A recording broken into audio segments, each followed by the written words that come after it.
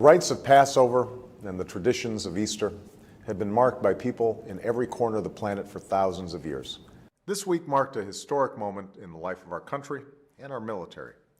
Our family, we're small business owners, and we're seeing a marked decrease in revenue due to customers having less discretionary income. Our bilateral relationship has been marked by cooperation across the board. We were reminded of that earlier this week when Americans and people all over the world marked the 40th anniversary of the moment that the astronauts of the Apollo 11 walked on the surface of the moon.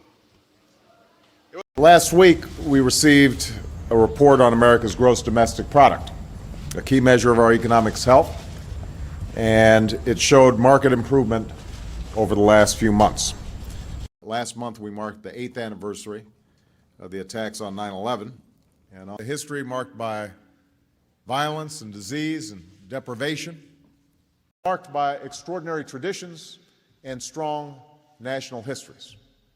And here in the United States, the Lunar New Year will be marked by festivals in Houston and lion dances in Los Angeles, parades in Chicago, and celebrations large and small in communities across our nation. My professional life has been marked by great good fortune.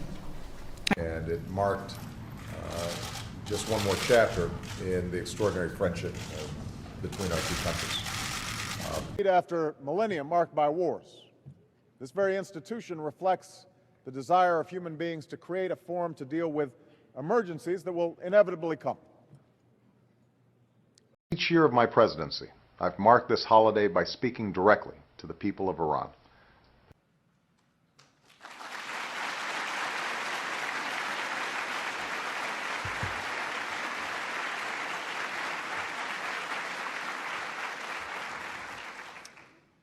This is my third visit here to Langley as president, and each of these visits has marked another milestone in our mission to protect the American people and keep our country safe. Yours is a history frequently marked by the greatest of trials and the deepest of sorrow. This past Veterans Day, I went to Seoul and joined our Korean War veterans for the 60th anniversary of that war, and we marked that milestone in a free and prosperous Republic of Korea, one of our greatest allies. Thank you, President Obama, President Youssef, Your Excellencies, fellow civil society members, ladies and gentlemen.